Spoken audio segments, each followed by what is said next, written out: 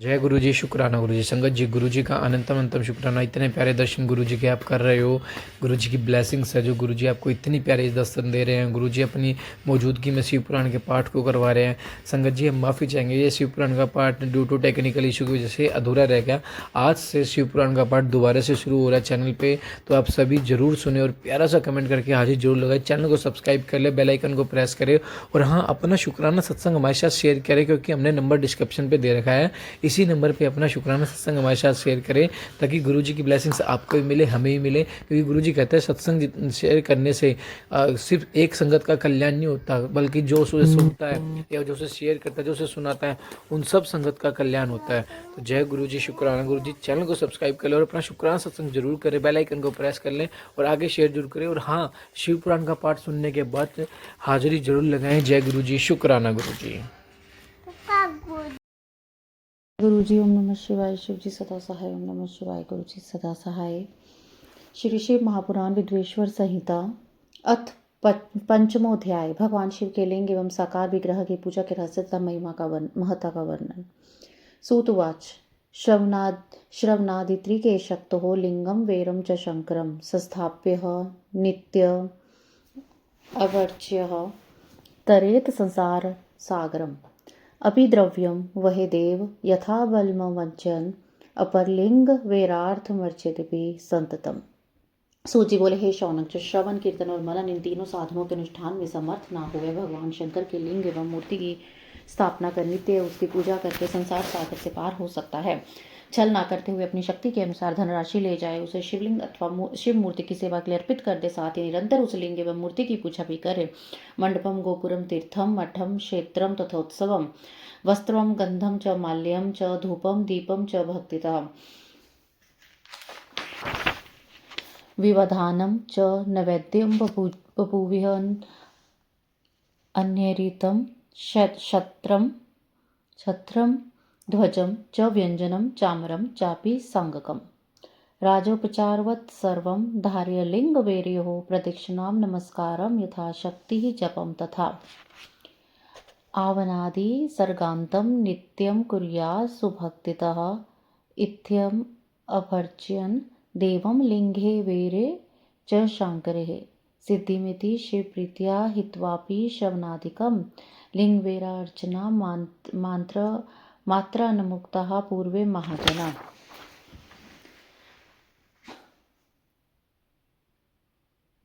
उसके लिए भक्तिभाव से मंडप गोपुर तीर्थ मठ एवं क्षेत्र की स्थापना करें तथा उत्सव करें और वस्त्र गंध पुष्प धूप दीप तथा मालपुए आदि व्यंजनों से युक्त भांति भांति के भक्ष्य भोज्य अन्य नैवेद्यों के रूप में समर्पित करें। छत्र ध्वजा व्यंजन चामर तथा अन्य अंगों सहित राजोपचार की भांति सब वस्तुएं भगवान शिव के लिंग एवं मूर्ति पर चढ़ाएं, प्रदक्षिणा नमस्कार तथा यथाशक्ति जप करें।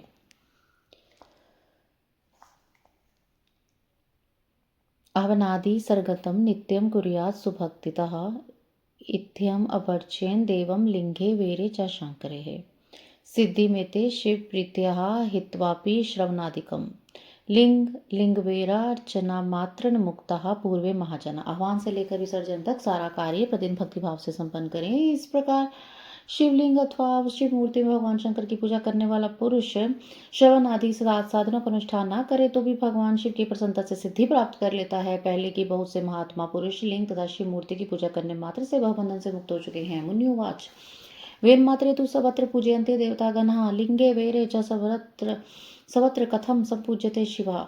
ऋषिगण बोले, मूर्ति में ही सर्वत्र देवताओं की पूजा होती है, परंतु भगवान शिव की पूजा सब जगह मूर्ति में और लिंग में भी क्यों की जाती है। सूतवाच अहो मुनीश्वर पुण्यम प्रश्न मेतान महादूतम अत्र वक्ता महादेवो नन्योऽस्ति पुरुषः क्वचित् शिवनोक्तं प्रवक्ष्यामि क्रमात् गुरुमुखाच्युतम् शिवाको ब्रह्मा रूपत्वा निष्कलः परिकीर्तितः रूपित्वात् दत्स्मात् सकल निष्कलत्वा निरंकारं लिंगं तस्य समागतम् सकलत्वात् तथा वैरम साकारम तस्य संगतम सकलाकल रूपत्वाद ब्रह्म शब्द विध पर है।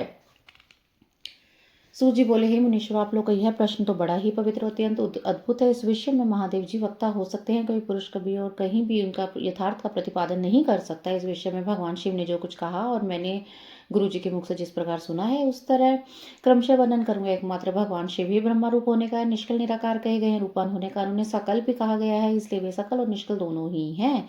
शिव के निष्कल निराकार होने के कारण उनकी पूजा आधारभूत लिंग भी निराकार प्राप्त हुआ है, अर्थात शिवलिंग शिव के निराकार स्वरूप का प्रतीक है। इस तरह शिव के सकल या साकार होने के कारण उनकी पूजा का आधारभूत विग्रह साकार प्राप्त होता है, अर्थात शिव का साकार विग्रह उनके साकार स्वरूप का प्रतीक होता है। सकल और अकल समस्त अंग आकार सहित साकार और अंग साकार से सर्वथा रहित निराकार रूप से भी ब्रह्मा शब्द से कही जाने वाले परमात्मा है। अपिलिंगे च वेरे च नित्यम भज्यते जनः अब्रह्मत्वात् दिनेशाम निष्कलतम न ही कविचित।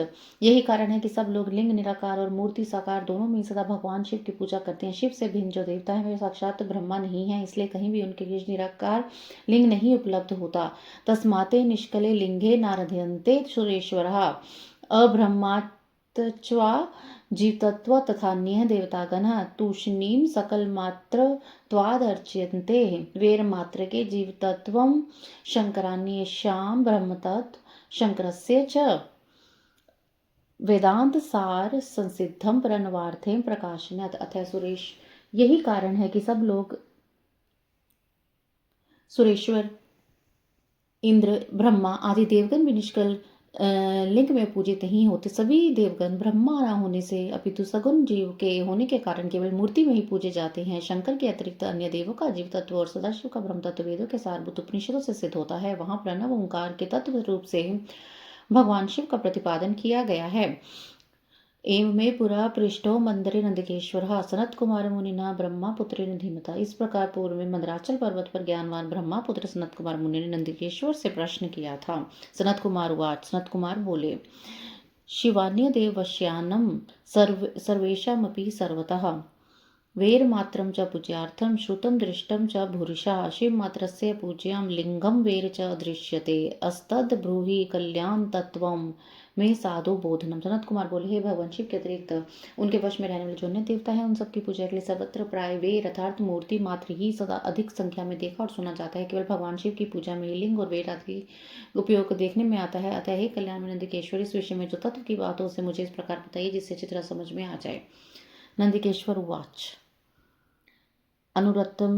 अनुत्तरमें प्रश्नं रहस्यं ब्रह्मलक्षणं कथयामि शिवनोक्तं भक्तियुक्तस्य तेन शिवस्य ब्रह्मरूपतत्त्वनिष्किलत्वाच्च निष्कलं लिङ्गं तस्यैव पूजायां सर्वदेषु सम्मतं तस्यैव सकलत्वाच्च तथा सकलनिष्कलं सकलं च तथा वेरं पूज्याय लोकसम्मतम्।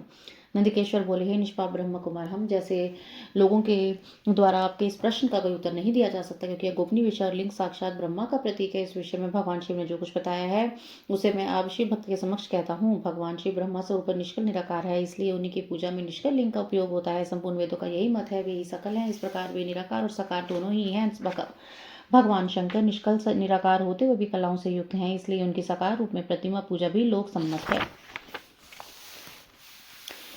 शिवान्येषां च जीवत्वात् सकलत्वात् च सर्वतः वेरमात्रं च पूज्यां सम्मतं वेदनिर्णयः स्वाविर्भावः च देवानां सकलं रूपमेव हि शिवस्य लिंगं वेरं च दर्शने दृश्यते खलु। शंकर के अतिरिक्त अन्य देवताओं में जीव तथा सगुण तत्व होने के कारण वेद के मत में उनकी मूर्ति मात्र में पूजा मान्य है। इस प्रकार उन देवताओं के आविर्भाव के समय उनका समग्र साकार रूप प्रकट होता है, जबकि भगवान शिव के दर्शन में साकार और निराकार ज्योति रूप दोनों की दर्शनों की प्राप्ति होती है।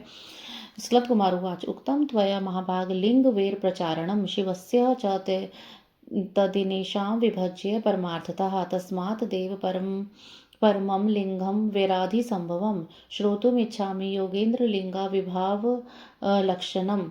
सनत कुमार बोले, हे महाभाग, आपने भगवान शिव तथा दूसरे देवताओं के पूजन में लिंग और वेद के प्रचार का जो रहस्य विभाग पूर्वक बताया है यह यथार्थ है, इसलिए लिंग और वेद की उत्पत्ति का जो उत्तम वृतांत है उसी को मैं इस प्रकार सुनना चाहता हूँ। योगेंद्र लिंग के प्रकाट्य का रहस्य सूचित करने वाला प्रसंग मुझे सुनाइए। नंदिकेश्वर उवाच, शृणु वत्स भवत्प्रीत्यः वक्ष्यामि परमार्थतः पुरा कल्पे महाकाले प्रपन्ने लोक विश्रुते अयुध्यतां महात्मानो ब्रह्मा विष्णु परस्पर। नंदिकेश्वर बोले, हे वत्स, आपके प्रति प्रीति के कारण मैं यथार्थ रूप से वर्णन करता हूँ। सुनिए, लोक विख्यात पूर्व कल्प के बहुत दिन व्यतीत हो जाने पर एक समय महात्मा ब्रह्मा और विष्णु परस्पर लड़ने लगे। तयो मारणं निरकुर्तुं तन्मध्ये परमेश्वरः निष्कल स्तंभ रूपेण स्वरूपं समदर्शयात्। ततः स्वलिंग चिन्हत्वात् स्तंभतो निष्कलं शिवः स्वलिंगं दर्शयामास जगतं हितकाम्यया। तदा प्रभृति लोकेषु निष्कलं लिंगं महेश्वरं सकलं च तथा वैरं शिवस्य प्रकलितम्। उन दोनों के अभिमान को मिटाने के लिए त्रिगुणातीत परमेश्वर ने उनके मध्य में निष्कल स्तंभ के रूप में अपना स्वरूप प्रकट किया। जगत का कल्याण करने की इच्छा से स्तंभ से निराकार परमेश्वर शिव ने अपने लिंग चिन्ह के कारण लिंग का विभाग किया। उसी समय से लोक में परमेश्वर शंकर के निर्गुण लिंग और सगुण मूर्ति की पूजा प्रचलित हुई। शिवनेशाम तु देवनाम वेरमात्रम प्रकलितम ततद वेरम तु देवनाम तद्दोप्रदम शुभम शिवस्य लिंग वेरततम भोग मोक्ष प्रदम शुभम। शिव के अतिरिक्त अन्य देवों की मूर्ति मात्र की ही परिकल्पना हुई है। वे देव प्रतिमाएं पूजित हो नियत शुभ कल्याण को देने वाली हुई और शिव का लिंग तथा प्रतिमा दोनों ही भोग और मोक्ष को देने वाली है हुई। इति श्री ऋषि महापुराणे प्रथमाय विद्वेश्वर संहिताएं शिवलिंग महिमा वर्णम नाम पंचोध्याय। इस प्रकार श्री ऋषि महापुराण के अंतर्गत प्रथम विद्वेश्वर संहिता में शिवलिंग की महिमा का वर्णन नामक 5वां अध्याय पूर्ण हुआ। जय गुरु जी, शुक्राना गुरु जी। अथ षष्ठोध्याय। ब्रह्मा और विष्णु के भयंकर युद्ध को देखकर देवताओं को कैलाश शिखर पर गमन। नंदिकेश्वर उवाच। नंदिकेश्वर बोले, पुरा कदाचिदोघेन्द्र विष्णु विषधरासनः शिश्वाप पर्याभूतयः स्वागुनरभिः संवृतः। नंदिकेश्वर बोले, हे योगेंद्र, प्राचीन काल में किसी समय शेषशायी में शेष की शैया वाले भगवान विष्णु अपने पराशक्ति लक्ष्मी जी तथा अन्य पार्षदों से घिरे हुए शयन कर रहे थे। यदृच्छ यागस्त्र ब्रह्मा ब्रह्मविंदांबर है अपृच्छत पुंडरीकाक्षम श्यानम सर्वसुंदरम कस्तवम पुरुषवेक्षसे दृष्ट्वा मामपि दृप्तवत् उत्तिष्ठ वत्स माम पश्य तव नात्मिहागतम् आगतं गुरुम आराध्यम दृष्ट्वा यो दीप्तवच्चरेत द्रोहिणस्तस्य मूढस्य प्रायश्चितं विद्यते। उसी समय ब्रह्मवेताओं में श्रेष्ठ ब्रह्मा जी ने अपनी इच्छा से वहां आकर उन परम सुंदर कमल नेत्र विष्णु से पूछा, तुम कौन हो जो मुझे आया देखकर भी उदित पुरुष के समान सो रहे हो? हे वत्स, उठो और यहाँ अपने प्रभु मुझे देखो। जो पुरुष अपने श्रेष्ठ गुरुजन को आया हुआ देखकर उदित के समान आचरण करता हो, उस मूर्ख गुरुद्रोही के लिए प्रायश्चित का विधान किया गया है। इति श्रुत्वा वचः क्रुद्धो बहिः शांत वदाचरण स्वस्ति ते स्वागतम वत्स तिष्ठ पीठ मितो विश्व किमु ते व्यग्र वदत्रम विभाति विस्मेक्षणम। ब्रह्मा के इस वचन को सुनकर क्रोधित होने पर भी बाहर से शांत व्यवहार करते हुए भगवान विष्णु बोले, हे वत्स, तुम्हारा कल्याण हो, तुम्हारा स्वागत हो। आओ इस आसन पर बैठो। तुम्हारे मुखमंडल से व्याग्रता प्रदर्शित हो रही है और तुम्हारे नेत्र विपरीत भाव सूचित कर रहे हैं। ब्रह्मोवाच। ब्रह्मा जी बोले, वत्स विष्णु महामानगतं कालवेगतः पितामहस्य जगतः पाता च तव वत्सकः मतस्तम। विष्णु उवाच। मतस्तम जगद्विदम वत्स मनुष्ये त्वम ही चोरवत। ब्रह्मा जी बोले, हे वत्स, हे विष्णु, काल के प्रभाव से तुम्हें बहुत अभिमान हो गया। हे वत्स, मैं जगत का पिता में और तुम्हारा रक्षक हूँ। विष्णु जी बोले, हे वत्स, यह जगत मुझ में ही स्थित है। तुम केवल चोर के समान दूसरे की संपत्ति को व्यर्थ ही अपना मानते हो। तुम मेरे नाभि कमल से उत्पन्न हुए हो, अतः तुम मेरे पुत्र हो। तुम तो व्यर्थ की बात कह रहे हो। नंदिकेश्वर उवाच। नंदिकेश्वर बोले, एवं ही वदतोस्त्र मुगतयोर्जयोस्ततः अहमेव वरो न त्वहमेव प्रभुरहं प्रभुः परस्परं हन्तु कामो चक्रतुः समरोधमम्। नंदिकेश्वर बोले, हे मुने, उस समय वे अजन्मा ब्रह्मा और विष्णु मोहवश में श्रेष्ठ हूँ, मैं स्वामी हूँ, तुम नहीं। इस प्रकार बोलते बोलते परस्पर एक दूसरे को मारने की इच्छा से युद्ध करने के लिए उद्युत हो गए। युधाते मरहो वीरो हंस पक्षीवेन्द्र वाहनो विरंच्या वैष्णव वाश्चम मिथो युद्ध रहे तथा हंस और गरुड़ पर आरूढ़ होकर वे दोनों वीर ब्रह्मा और विष्णु युद्ध करने लगे तथा तब ब्रह्मा और विष्णु के गण भी परस्पर युद्ध करने लगे। ताव द्विमान गतः सर्वाः वै देवजातयः द्विद्वक्ष्वः समाजगुमुः समरं तं महादूतं क्षिपन्तः पुष्पवर्षाणि पश्यन्तः स्वरमम्बरेः सुपर्णवहांस्त्र क्रुधो वै ब्रह्मा वक्षसि मुमोच बाणन् सहान् सहस्राच विविधान् बहून्।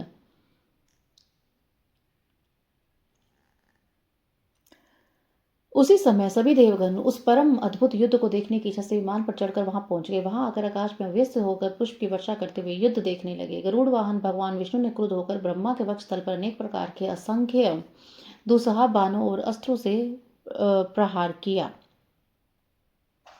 मुमचात विधेय क्रुधो विष्णु ऋषि दुस्सहन बाणन नल संघाशानास्त्रांच बहुशसदा तदाश्चर्यमिति स्पष्टं तेहो समगोचरं समीक्ष्य दैवतगणः शुभ्रष्मकुलः।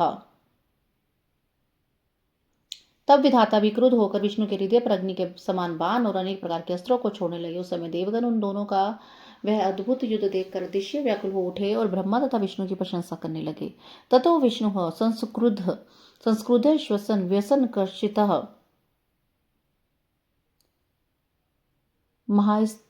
महेश्वरास्त्रं मतिमान संदधते ब्राह्मणोपरि ततो ब्रह्मा वृषं क्रुद्धा कंप्येन विश्वमेभि अस्त्रं पाशुपतं घोरं संदधे विष्णु वक्षसि तत्तद्दुतितं व्योमिनी तपनायुत सनिभम् सहस्त्रमुख मत्युग्रं चंडवात भयंकरम् अस्त्रद्वयमिदं तत्र ब्रह्मा विष्णु भयंकरम्।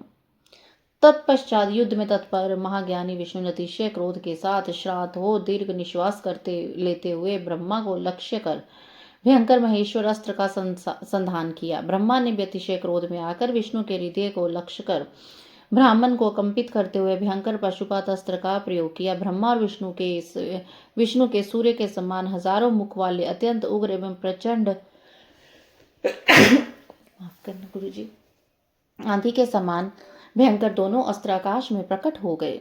इत्थं बभूव समरं ब्रह्मा विष्णु परस्परं ततो देवगणा सर्वे विष्णुनः भ्रष्मकुलः ऊचु परस्परं तात राजशोभे यथा द्विजा सृष्टि स्थितिश्च संहार शिरोभावो अपन्यग्रह यस्मात् परवर्तते तस्मै ब्राह्मणे च त्रिशूलनेः अशक्य मन्ये व्यर्थ अनुग्रहं विना तृणशयोप्यत्र यदृच्छया क्वचित्। इस प्रकार ब्रह्मा और विष्णु का आपस में भयंकर युद्ध होने लगा है। तात इस युद्ध को देखकर सभी देवगण राज विप्लव के समय ब्राह्मणों के समान अतिशय दुखी और व्याकुल होकर परस्पर कहने लगे, जिसके द्वारा सृष्टि स्थिति प्रलय तिरोभाव तथा अनुग्रह होता है और जिसकी कृपा के बिना इस मंडल पर अपनी इच्छा से एक तृण भी विनाश के करने में समर्थ नहीं है, उन त्रिशूलधारी ब्रह्मास्वरूप महेश्वर को नमस्कार है। इति देवाभयं कृत्वा विचिन्तवन्तः शिवशयं जगमु कैलाशशिखरं यत्रास्ते चन्द्रशेखरः दृष्ट्वैवमरः हविष्टः पदं तत्पार महेश्वरं प्रणेमुः प्रणवांकारं प्रविष्टस्त्र सधानी। वह भी देवतागण इस प्रकार सोचते चंद्रशेखर महेश्वर जहाँ विराजमान थे उस शिव स्थान कैलाश शिखर पर गए। शिव के उस प्रणवाकार स्थान को देखकर वे देवता प्रसन्न हुए और प्रणाम करके भवन में प्रविष्ट हुए। तेऽपि तत्र सभामध्ये मण्डपे मणिविष्टरेः विराज्यमानमया दिदृशुदेव पुण्यवम् सव्योत्तरेतरपदं तदर्पितकरा अम्बुजं स्वगणैः सर्वतो जुष्टं सर्वलक्षणलक्षितं विजयमानं विशेषज्ञः स्त्रीजने स्त्रीवभावनेः संशयमानव सदा वैद्रे अनुग्रहान्त महेश्वरम् दृष्टवैवमिषमपरः सतोष सलिलेक्षणः दण्डवद् दूरतो वत्स नमश्च कुर्म महागणः। तान् वेक्ष्य पतिर्देवेन समीपे च यद्गणे अथ संयादयन् देवान् देवो देवशिखामणि अवोच तत् गंभीरम वचनम मधुमंगलम। उन्होंने महासभा के मध्य स्थित मंडप में देवी पार्वती के सत्तर में आसन पर विराजमान देव श्री शंकर का दर्शन किया।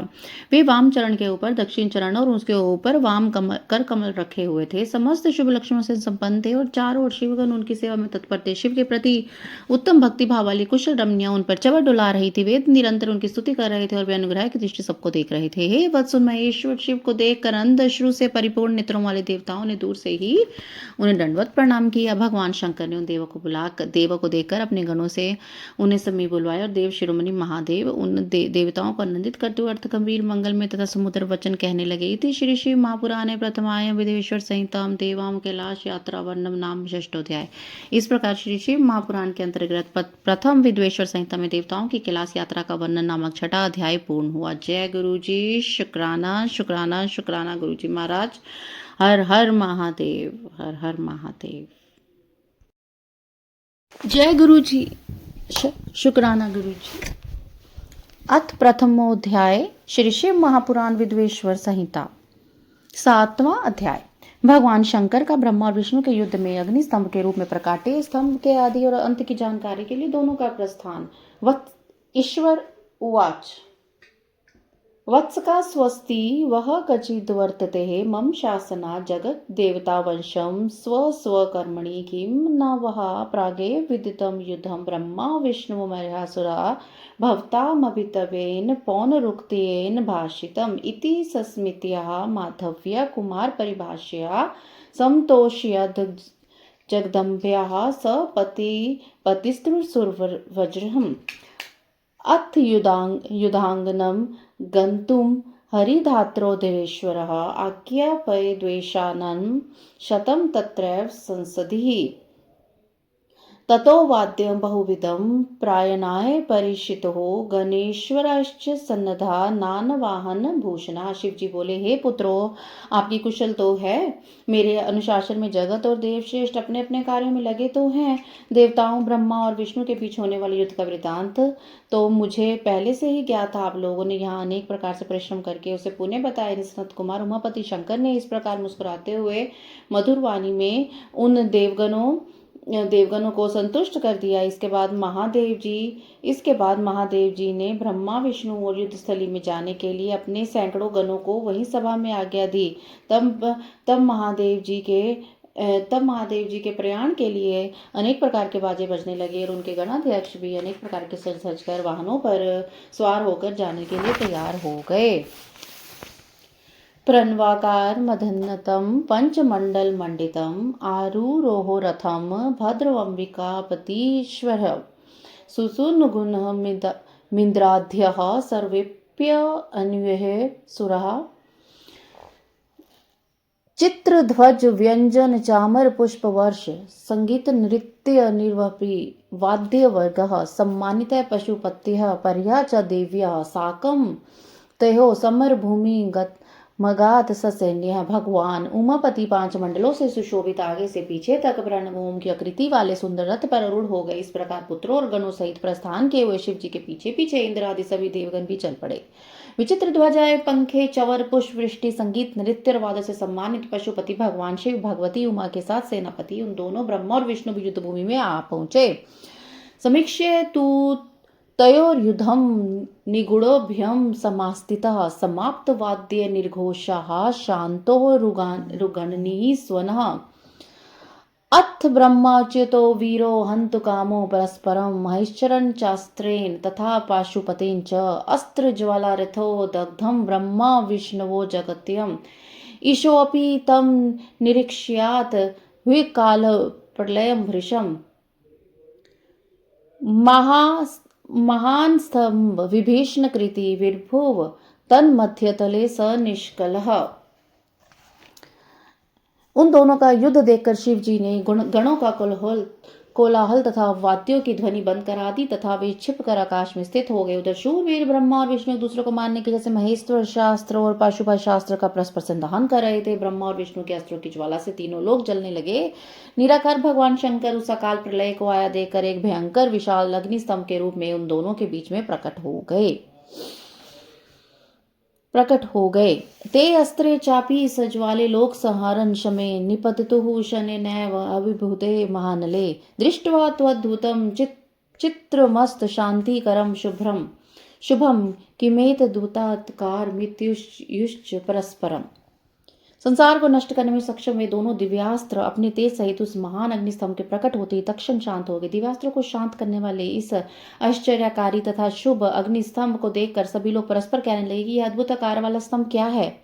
अतीन्द्रियमिदं स्तंभ अग्रिम रूपम किमुत्थितम अस्यो धर्मपि चादश्च आव्यो लक्ष्मेव हि इति व्यवस्थितो वीरो मिलितो वीरमानिनो तत्परो तत्पर्यक्षार्थ प्रत्स्थात्य तत्सत्वरम् आव्यो मिश्रयोस्त्र कार्यमेकं न संभवेत् इति युक्तः सुक तनु विष्णु सत्स्तेहादिमिवान् तथा ब्रह्मा हसत् अनुस्त दन्तं वीक्षुतं ययो भित्त्वा पाताल निल्यं गत्वा दूरतं हरिः नापश्य तस्य संस्थानं स्तंभ स्यानलवर्चसः श्रान्तः स शुक्रहरिः प्राप पूर्वम रणांगम।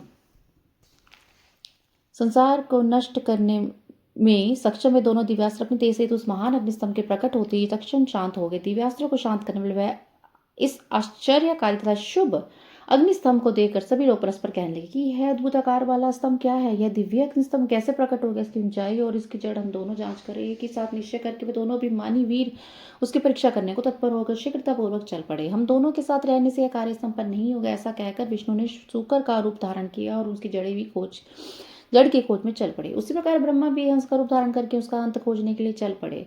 पाताल लोक को खोदकर बहुत दूर तक जाने पर विष्णु को उस अग्नि के समान तेजस्वी स्तंभ का आधार नहीं दिखा।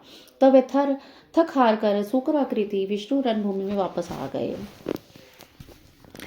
अथ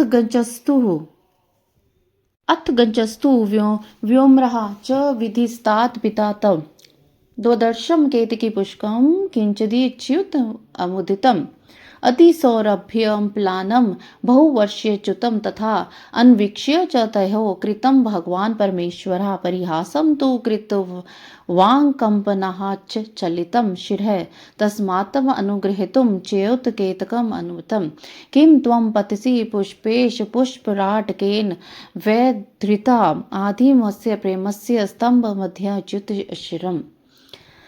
तात आकाश मार्ग से जाते हुए अपने पिता ब्रह्मा जी के मार्ग में अद्भुत केतकी अर्थात केवड़े के पुष्प को गिरते देखा। अनेक वर्षों से गिरते हुए भी वह ताजा और अति सुगंधित युक्त था। ब्रह्मा और विष्णु के इस विग्रह पुनर्कृत्य को देखकर भगवान परमेश्वर हंस पड़े, जिससे कंपन के कारण उनका मस्तक हिला और वह श्रेष्ठ केतकी पुष्प उन दोनों के ऊपर कृपा करने के लिए गिरा।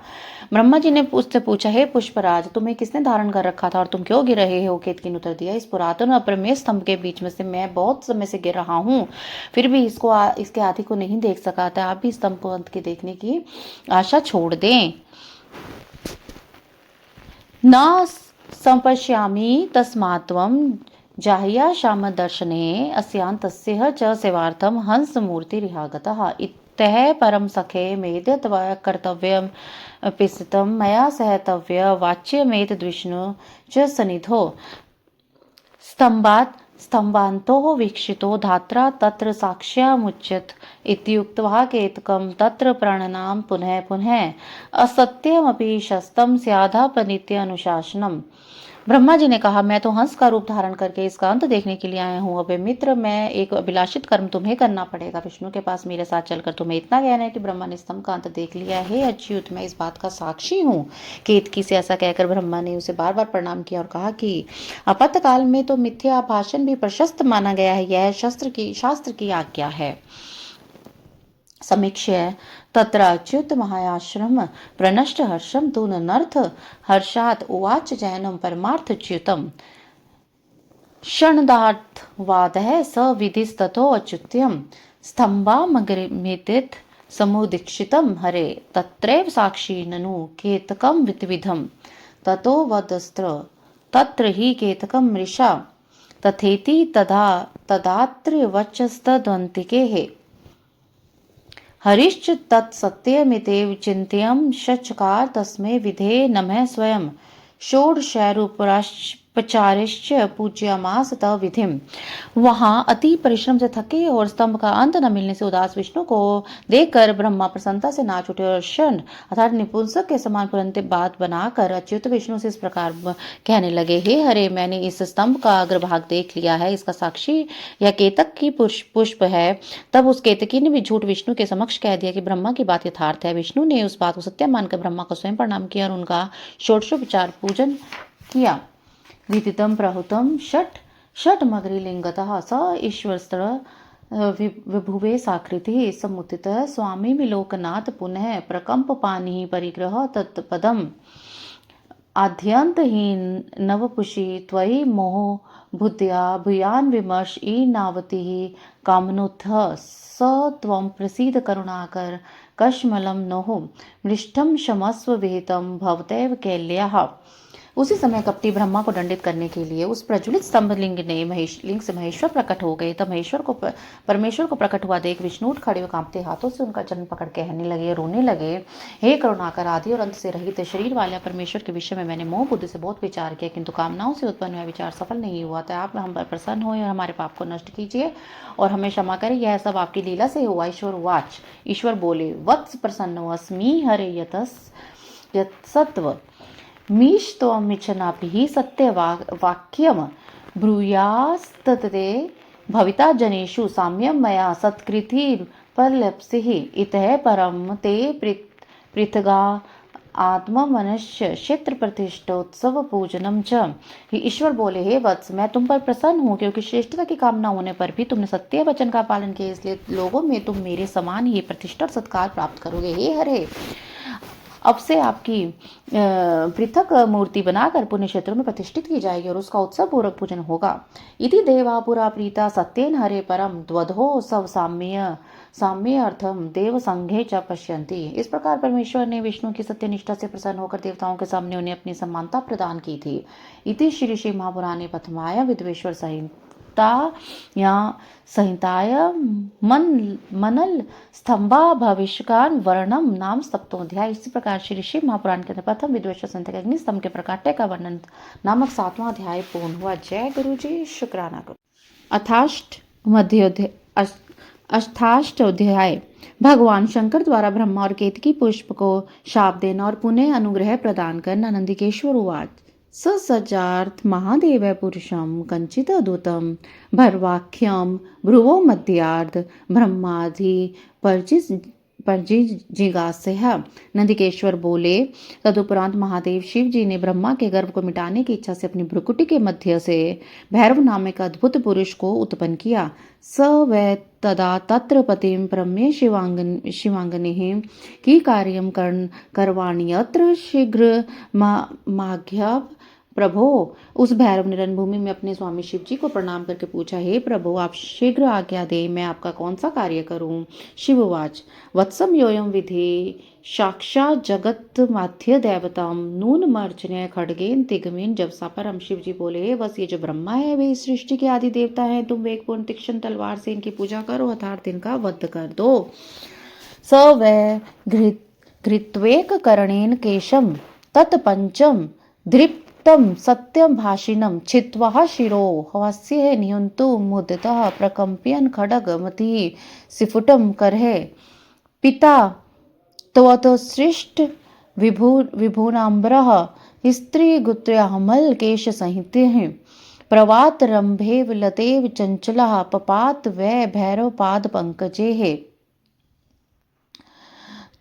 तावद्विधम तात द्विदक्षुचुर्यत कृपालु समृतिपतिः पाद पल्लवम निशिच्यः बाष्पे वदत् कृतांजलि यथा शिशु स्वम पितरम कलाक्षरम।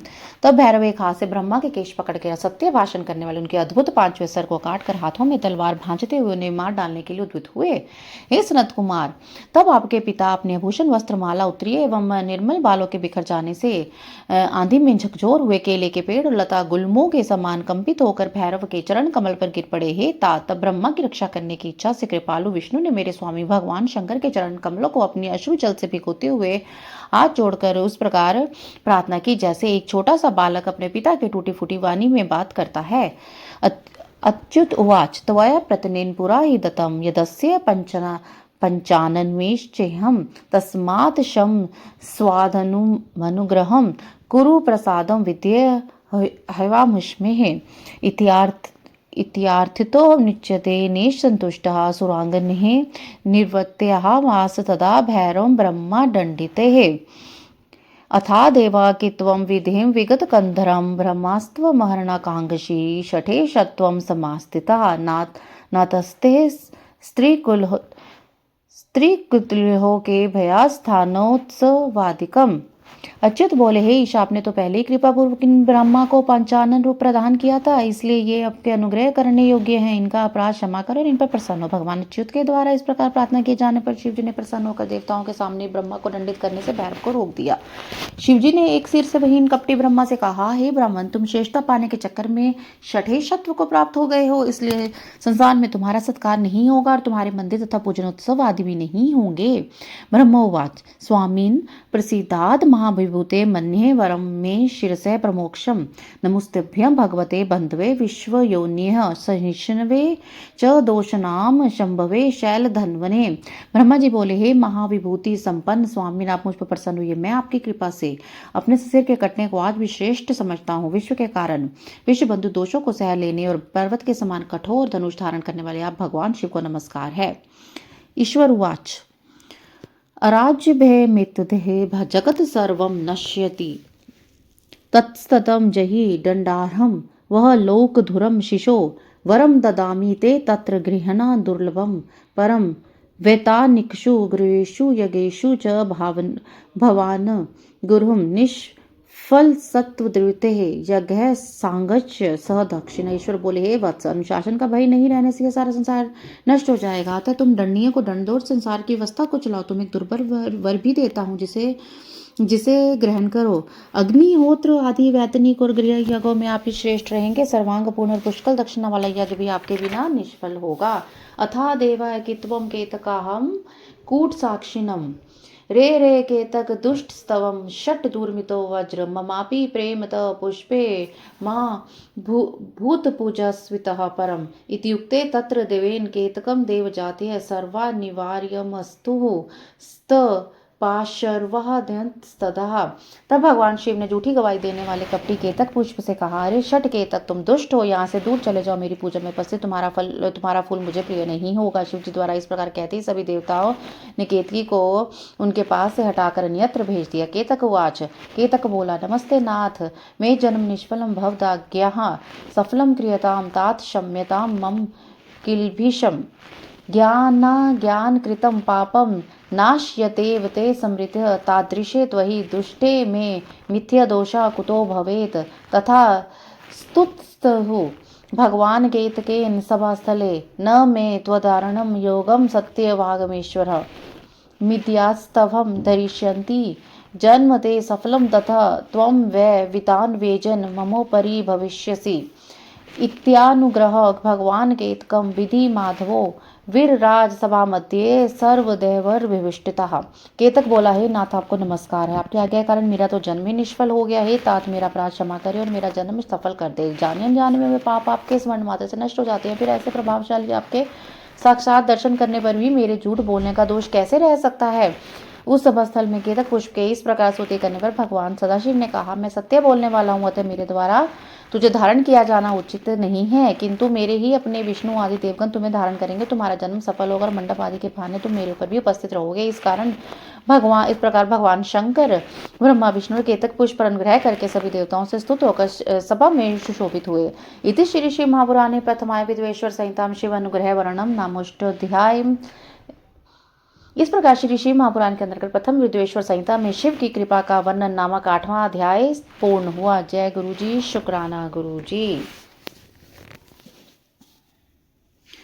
अथ नवमो अध्याय। महेश्वर का ब्रह्मा और विष्णु को अपने निष्कल और सकल स्वरूप का परिचय देते हुए लिंग पूजन का महत्व बता नंदिकेश्वर हुआ। तत्रांतरे तो च नाथम प्रणम्य विधि माधवो बद्धांजलि पुटो तुष्णीम तत्स्तुर्दक्ष वामगो तत्र संस्थाप्य तो देवं सकटुंबकम वरासने पूज्यमसातु पूज्यम पुण्य पुरुष वस्तुभिः। नंदिकेश्वर बोले, वे दोनों ब्रह्मा और विष्णु भगवान शंकर को प्रणाम करके दोनों हाथ जोड़कर उनके दाएं बाएं भाग में चुपचाप खड़े हो गए। फिर उन्होंने वहां साक्षात प्रकट पूजनीय महादेव जी को कुटुंब सहित श्रेष्ठ आसन पर स्थापित करके पवित्र पुरुष वस्तुओं द्वारा उनका पूजन किया। पौरुषम प्राकृतिम वस्तु केयम दीर्घाकल्प कालिकम हरुनुपुर केयूर किरीट मणि कुंडले यज्ञ सूत्रोत्री यस्त्र क्षो ममाल्याङ्गलियखे पुष्पतांबूल कपूर चंदनः गुरुलेपने धूपदीस्त्र छत्र व्यंजन ध्वज चामरः अन्य दिवोपहारेश्च वांगमनतीत वैभवे। दीर्घकाल तक अविकृत भाव से सुस्थित रहने वाली वस्तुओं को पुरुष वस्तु कहते हैं और अल्पकाल तक टिकने वाली वस्तु प्रकृति वस्तु कहलाती है। इस तरह के दो भेद जाने चाहिए। किन पुरुष वस्तुओं से उन्होंने भगवान शिव का पूजन किया यह बताया जाता है। हारनपुर केयूर किरीट मणि में कुंडल यज्ञोपवीत उत्तरीय वस्त्र पुरुष पुष्पमाला रेशमी वस्त्र हार मुद्रिका अंगूठी पुष्प तांबूल कपूर चंदन एवं अगरू का अनुलेप धूप दीप श्वेत छत्र व्यजन ध्वजा चंवर तथा अन्य दिव्य उपहारों द्वारा उन दोनों ने अपने स्वामी महेश्वर का पूजन किया, जिन महेश्वर का वैभव वाणी और मन की पहुंच से परे था, जो केवल पशुपति परमात्मा के ही योग्य थे और जिन्हें पति योग्य पश्चल्यभ्यस्तो हो समार्च्यताम पतिम, जिन्हें पशु बुद्ध जीव नहीं पा सकते थे। यथा श्रेष्ठ शतम वस्तु पति योग्यम हित ध्वज तदास्तवखिलमीशो अपि परंपार्ये चिकीर्ष्यः संभान्यं प्रददो हष्टः पृथक् तत्र यथा क्रमं कोलहलो महानस्त्रित्र तदस्तु गृहीतं तत्रैव ब्रह्मा विष्णुभ्यां चर्चितः शंकरः पुरः प्रसन्नः प्राहोतो नम्रो संस्मितम भक्ति वर्धना। हे सनत कुमार स्वामी के योग्य जो जो उत्तम वस्तुएं थी उन सभी वस्तुओं का भगवान शंकर ने भी प्रसन्नता यथोचित रूप से सभासदों के बीच वितरण कर दिया, जिससे यह श्रेष्ठ परंपरा बन गई कि प्राप्त पदार्थों का वितरण आश्रितों में ही करना चाहिए। उन वस्तुओं का ग्रहण करने वाले सभासदों में वहां कोलाहल मच गया। इस प्रकार वहां पहले की ब्रह्मा तथा विष्णु से पूजित हुए भक्तिवर्धक भगवान शिव विनम्र उन दोनों देवताओं से हंसकर कहने लगे, ईश्वर उवाच तुष्टो अहम मध्य वाम वत्सो पूज्यास्मिन् महादिने दिनमेत ततः पुण्यम भविष्यति महतरम शिवरात्रि रीति ख्याता तिथिरेषा मम प्रियः एतत् काले तु यः कुर्यात् पूजा मलिंग वेरेहो कुर्यात् स जगतः कृत्यम स्थिति सर्गाधिकम पुमान। ईश्वर बोले, हे पुत्र, आज का दिन महान है। इसमें तुम्हारे द्वारा जो आज मेरी पूजा हुई है इसमें तुम लोग बहुत प्रसन्न हो। इस कारण यह दिन परम पवित्र और महान से महान होगा। आज की तरह यह तिथि शिवरात्रि के नाम से विख्यात होकर मेरे लिए परम प्रिय होगी। इस समय जो मेरे लिंग निष्कल अंग आकृति से रहित निराकार स्वरूप के प्रतीक और वीर सकल साकार रूप के प्रतीक विग्रह की पूजा करेगा, वह पुरुष जगत की सृष्टि और पालन आदि कार्य भी कर सकता है। शिवरात्र वह रात्रम निराहारो जितेन्द्रियः अर्चेदात् यथान्याहम यथा बलम वंचकः। जो शिवरात्रि को दिन रात निराहार और जितेंद्रिय रहकर अपनी शक्ति के अनुसार निष्कपट भाव से मेरी यथोचित पूजा करेगा, उसको मिलने वाले फल का वर्णन सुनो।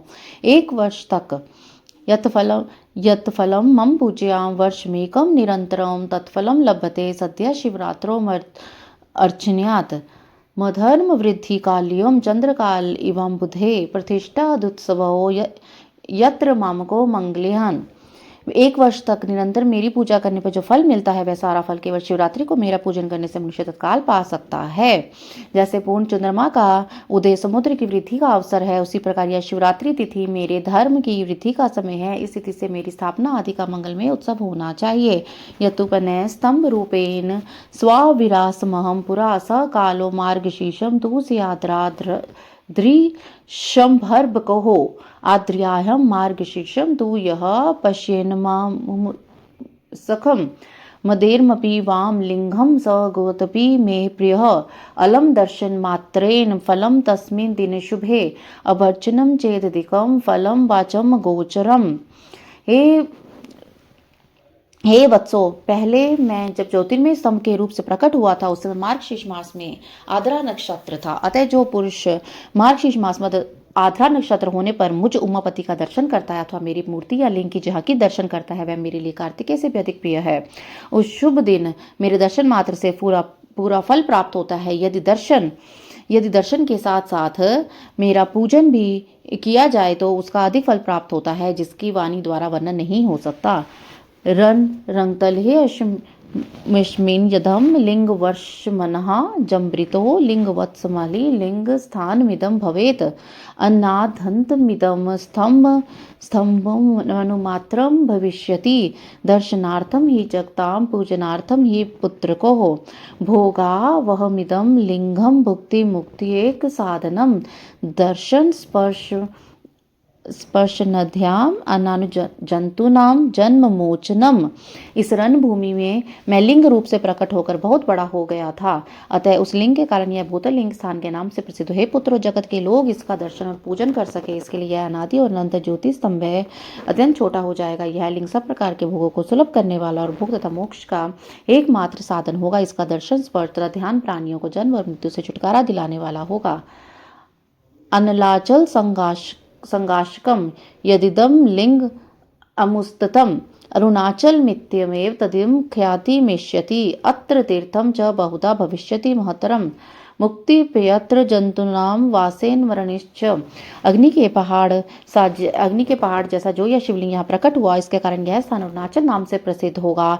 यहाँ अनेक प्रकार के बड़े बड़े तीर्थ प्रकट होंगे। इस स्थान में निवास करने या मरने से जीवों को मोक्ष प्राप्त हो जाएगा। रथोत्सवादि कल्याणम जनवासम तु सर्वतः अत्र दत्तम हुतम जप्तम सर्वकोटि गुणम भवेत् मत क्षेत्रादपि सर्वसम्माद क्षेत्र मतन महतरम अत्र संस्मृति मात्रेण मुक्ति भवति देहिनाम तस्मान्महे महत्तरमिदं क्षेत्रमत्यंत शोभिनं सर्व कल्याण संपूर्णं सर्व मुक्तिकरं शुभम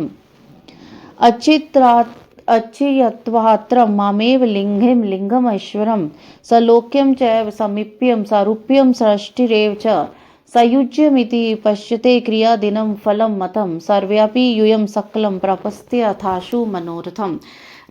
रथोत्सव आदि के आयोजन से यहाँ सर्वत्र अनेक अनुरोग कल्याणकारी रूप से निवास करेंगे। इस स्थान पर किया गया दान, हवन तथा जप यह सब करोड़ गुना फल देने वाला होगा। यह क्षेत्र मेरे सभी क्षेत्रों से श्रेष्ठतम होगा। यहाँ मेरा स्मरण करने मात्र से प्राणियों की मुक्ति हो जाएगी, अतः यह परम रमणीय क्षेत्र अति महत्वपूर्ण है। यह सभी प्रकार के कल्याण से पूर्ण, शुभ और सबको मुक्ति प्रदान करने वाला होगा। अर्चितवात्र मावेव लिंगे लिंगम महेश्वरम सालोक्यम चैव समीप्यम सारूप्यम सृष्टिरेव च सयुज्यमिति पश्यते क्रियादिनं फलं मतम सर्वेपि यूयं संकलम प्रापस्य थाशु मनोरथम। इस लिंग में मुझे लिंग की अर्चना करके मनुष्य सलोक्य, समीप्य, सारूप्य, सदृष्टि और सयुज्य इन 5 प्रकार की मुक्तियों का अधिकार प्राप्त कर लेगा।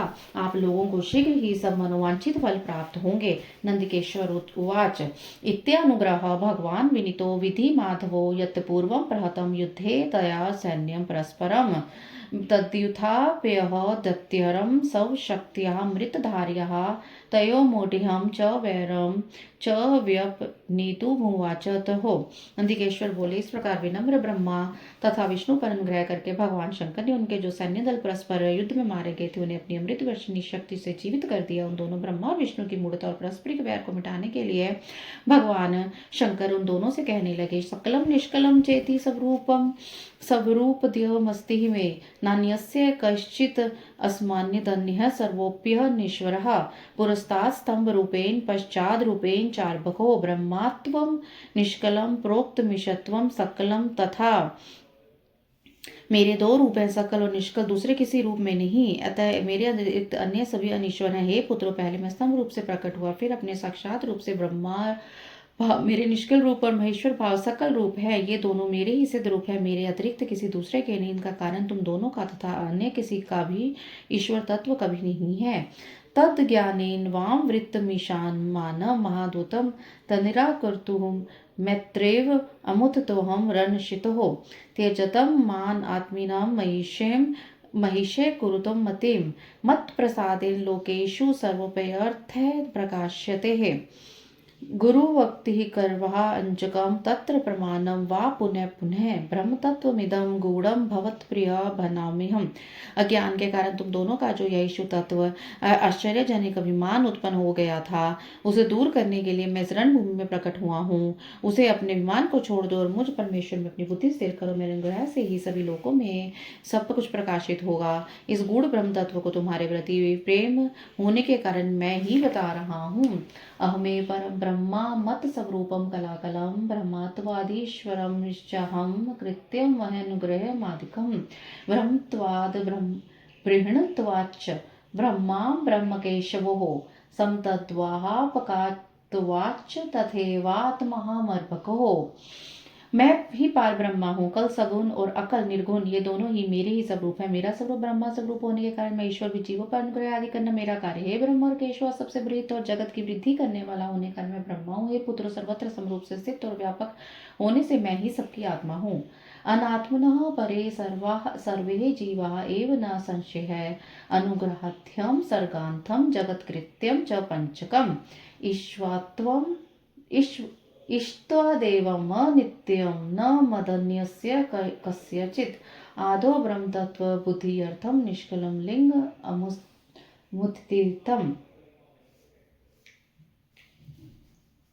तस्माद् ज्ञातमीशतत्वं व्यक्तं दोदीयतं हि वां सकलोऽहम् अन्तो जातः साक्षादेशमस्तु तत्क्षणात् सकलत्वमतो ज्ञेयमीशत्वं मही सत्वरं यदिदं निष्कलं स्तम्भं मम ब्रह्मतत्त्वबोधकं लिङ्गलक्षणयुक्तवामनं लिङ्गं भवेदिदं तदिदं नित्याभिचर्यं युवाभ्यमत्र पुत्रकोः मदात्मकमिदं नित्यं मम सान्निध्यकारणं महत्पूज्यमिदं नित्यं भेदालिङ्गं लिङ्गनोः यत्र प्रतिष्ठं येन मदीयं लिङ्गमदृश्यं तत्र प्रतिष्ठा सोहम प्रतिष्ठोपि वत्सको।